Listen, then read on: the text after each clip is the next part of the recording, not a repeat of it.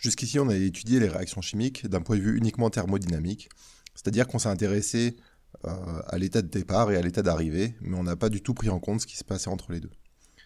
Dans cette partie, on va s'intéresser à la cinétique chimique, c'est-à-dire à la vitesse à laquelle se font les réactions chimiques.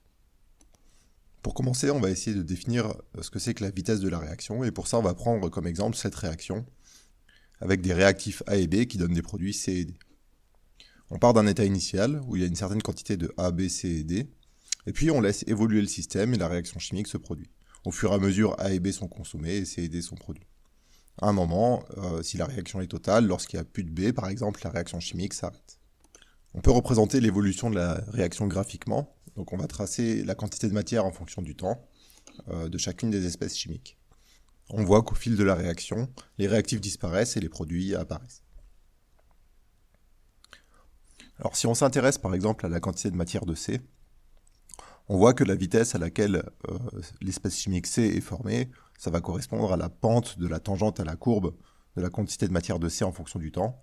Et on va définir la vitesse de formation de C comme la dérivée du nombre de moles de C par rapport au temps. Donc la vitesse d'apparition, elle va être en moles par seconde.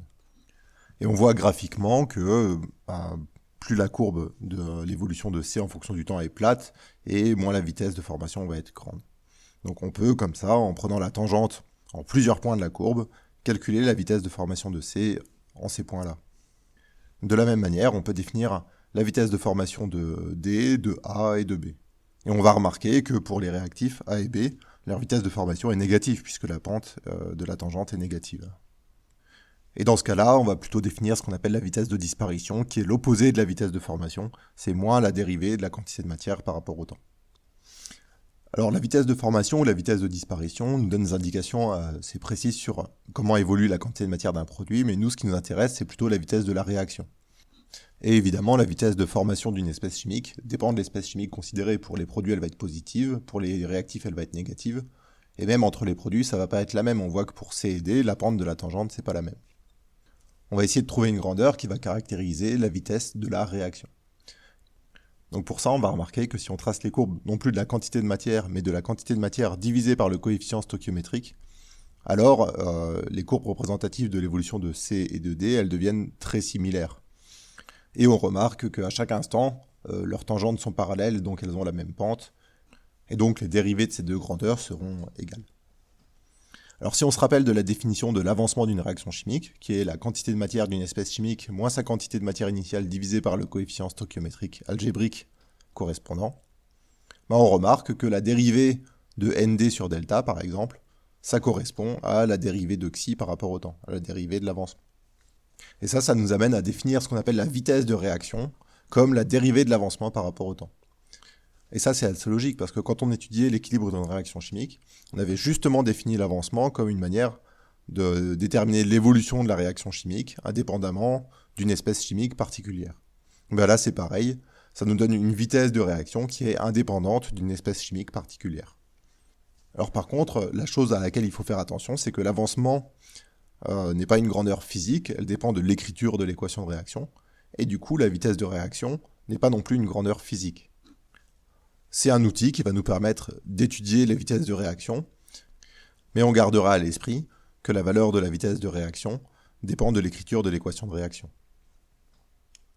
Alors dans la suite, on va plutôt utiliser la vitesse volumique de réaction, qui est la vitesse de réaction divisée par le volume, parce qu'elle va nous donner plutôt l'évolution des concentrations que des quantités de matière, et c'est souvent les concentrations qui nous intéressent plus que les quantités de matière. On dit que certaines réactions chimiques admettent un ordre, et une réaction chimique qui admet un ordre, ça veut dire que sa vitesse volumique de réaction, elle s'écrit de manière assez simple. Elle va s'écrire comme K fois la concentration de A à la puissance P fois la concentration de B à la puissance Q. Alors ça, c'est pour une réaction chimique qui a deux réactifs, mais s'il y avait plus que deux réactifs ou moins que deux réactifs, on peut généraliser cette expression. K, on appelle ça la constante de vitesse de la réaction. Son unité, elle dépend des puissances P et Q. P et Q s'appellent les ordres partiels par rapport à A et B, et on note aussi N égale la somme des ordres partiels, P plus Q, et on appelle ça l'ordre global de la réaction. Alors dans cette expression, les termes concentration de A à la puissance P et concentration de B à la puissance Q déterminent l'évolution de la vitesse en fonction de la concentration des réactifs. Ce qui est assez logique, c'est que si la concentration des réactifs augmente, la vitesse de réaction augmente. Ça, on pouvait s'y attendre. La constante de vitesse K, aussi appelée constante cinétique, elle va donner la dépendance de la vitesse de réaction aux autres paramètres. Parce qu'il y a d'autres paramètres qui peuvent influencer la vitesse de réaction. On notera par exemple la température, la présence d'un catalyseur ou d'autres. Alors, plus particulièrement, on peut regarder l'évolution de K en fonction de la température. Alors, la dépendance de K en fonction de la température est donnée par ce qu'on appelle la loi d'Arrhenius, qui est K égale grand A, une constante, fois exponentielle de moins EA, qu'on appelle l'énergie d'activation, sur RT. R, c'est la constante des gaz parfaits, et T, c'est la température en Kelvin. Pour ce qui est de l'énergie d'activation, on peut essayer de se représenter un peu schématiquement à quoi elle correspond. Pour ça, on va tracer un graphique sur lequel on va représenter en ordonnée l'énergie du système et en abscisse l'état du système.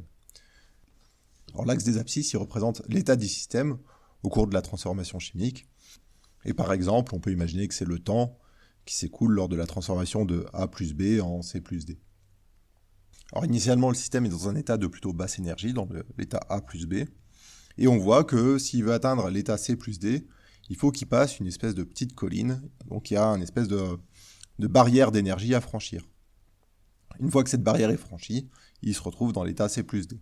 Alors la présence de cette barrière, elle est due au fait que la réaction chimique entre des espèces chimiques, c'est pas forcément un processus simple. C'est-à-dire qu'on va pas avoir une molécule de A qui rencontre une molécule de B et qui donne instantanément C plus D.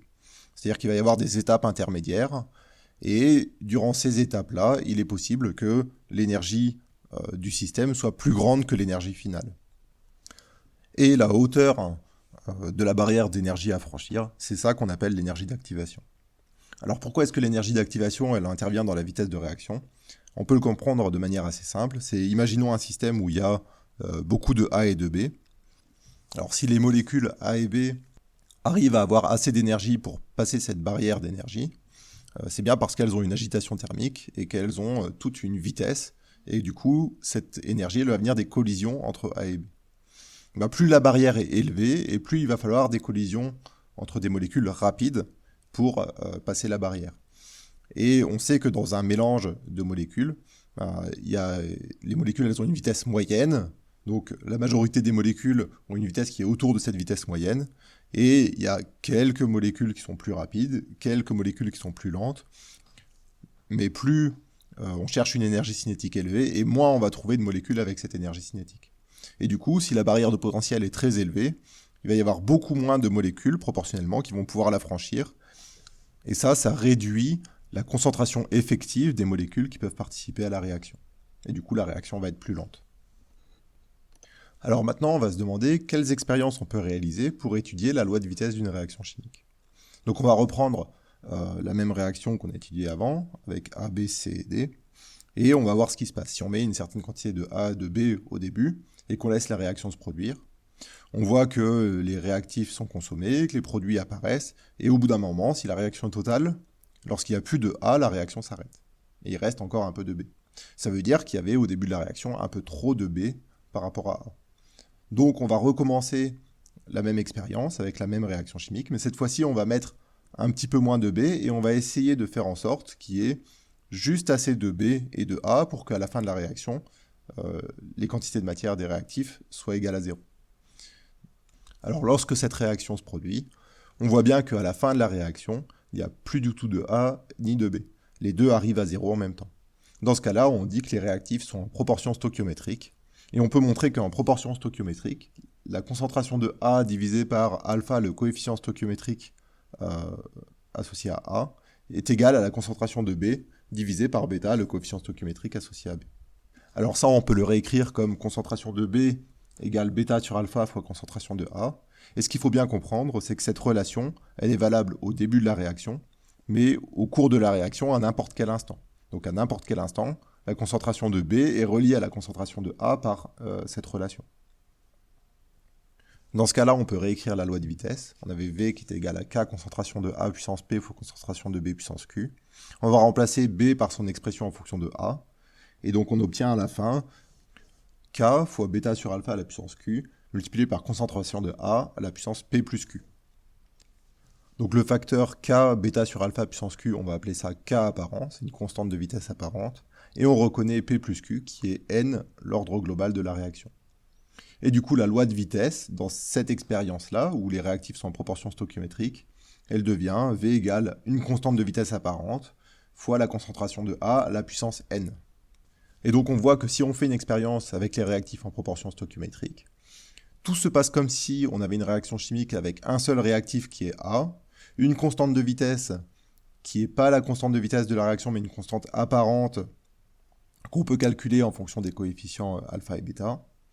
Et l'ordre de la réaction, ça devient l'ordre global de la réaction, et c'est plus l'ordre partiel par rapport à A. Donc on va utiliser ce type d'expérience pour déterminer l'ordre global d'une réaction. Alors maintenant, reprenons la même équation de réaction, et cette fois-ci, au lieu de mettre les réactifs en proportion stoichiométrique, on va en mettre un en large excès, et par exemple, on va mettre beaucoup plus de B que de A. Dans ces conditions, on laisse la réaction se produire, et ce qu'on va remarquer, c'est qu'à la fin de la réaction, il n'y a plus de A, parce que A était en quantité beaucoup plus faible que B, et surtout, la quantité de B a quasiment pas varié. Il y en avait beaucoup au début, beaucoup plus que A, et il en reste énormément à la fin. Sa quantité relative a vraiment très peu varié. Et ce qu'on va pouvoir faire, c'est considérer qu'au cours de cette réaction, la quantité de matière de B et donc la concentration de B reste constante. On dit qu'il y a dégénérescence de l'ordre par rapport à B. On peut alors réécrire la loi de vitesse. Cette fois-ci, on va remplacer concentration de B par la concentration de B initiale. On va mettre un 0 en indice. Et en réordonnant un petit peu l'équation, on voit qu'à nouveau, elle s'écrit sous la forme une constante de vitesse apparente fois concentration de A à la puissance P.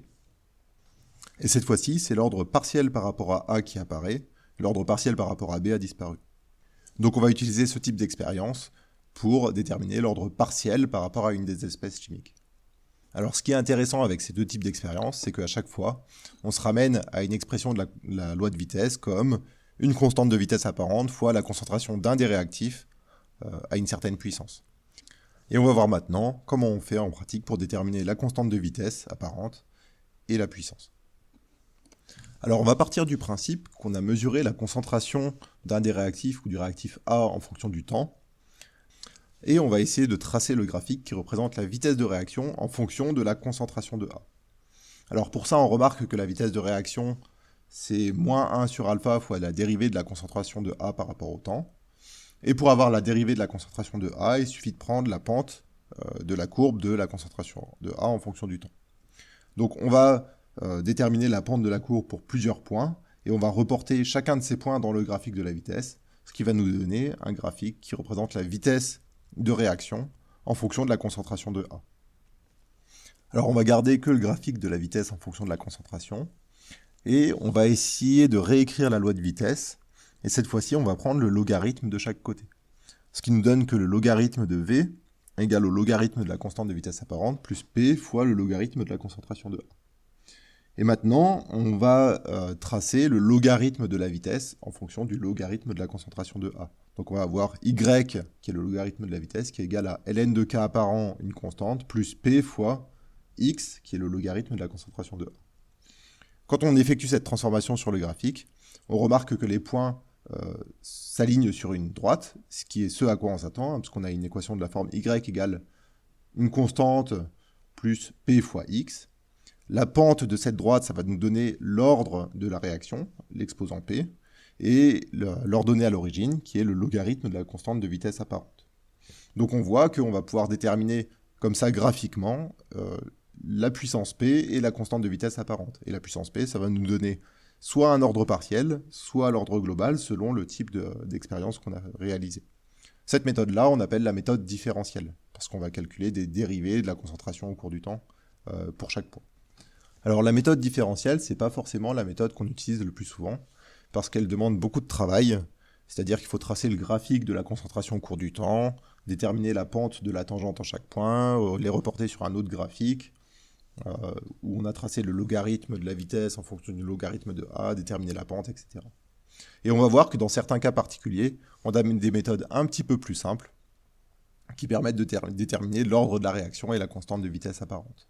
Alors pour ça, on va réécrire l'expression de la loi de vitesse, et on va remarquer que ça correspond à une équation différentielle, parce que si on écrit la définition de la vitesse de réaction en fonction de la concentration de A, on voit qu'on obtient l'équation différentielle, dérivée de concentration de A par rapport au temps, plus alpha K apparent, concentration de A à la puissance P, égale à 0. Et pour certaines valeurs particulières de P, on sait résoudre cette équation. Par exemple, lorsque P vaut 0, c'est une équation d'ordre 0, et on peut montrer assez facilement que la solution de l'équation différentielle, c'est concentration de A en fonction du temps, qui est égale à la concentration de A initiale, moins alpha K apparent fois T. Donc si on trace la concentration de A en fonction du temps, on doit obtenir une droite décroissante de coefficient directeur moins alpha K apparent, et ça nous permet de montrer que l'équation est d'ordre 0 et de déterminer la constante de vitesse apparente. Pour une équation d'ordre 1, la solution de l'équation différentielle, c'est concentration de A en fonction du temps qui est égale à la concentration initiale fois exponentielle de moins alpha kt. Et cette fois-ci, on ne va pas tracer la concentration de A en fonction du temps, mais le logarithme de la concentration de A en fonction du temps.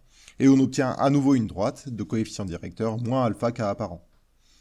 Et ainsi, si en traçant le logarithme de la concentration de A en fonction du temps, on obtient une droite, ça montre que la réaction est d'ordre 1, et on détermine la constante de vitesse apparente avec la pente de la droite. Enfin, si la réaction est d'ordre 2, on va tracer 1 sur la concentration de A en fonction du temps, et on obtient à nouveau une droite, cette fois-ci c'est une droite croissante de coefficient directeur alpha K apparent, et ça permet à nouveau de démontrer que la réaction est d'ordre 2 et de déterminer la valeur de la constante de vitesse apparente. Donc ça, c'est ce qu'on appelle la méthode intégrale. Et en fait, ça va nous permettre de justifier un ordre particulier pour une réaction. Par exemple, si on veut justifier un ordre 1, on va tracer le logarithme de la concentration de l'espèce chimique en fonction du temps. Et si on obtient une droite, alors ça voudra dire que la réaction est bien d'ordre 1 et on va pouvoir, à partir de cette droite-là, déterminer la constante de vitesse apparente.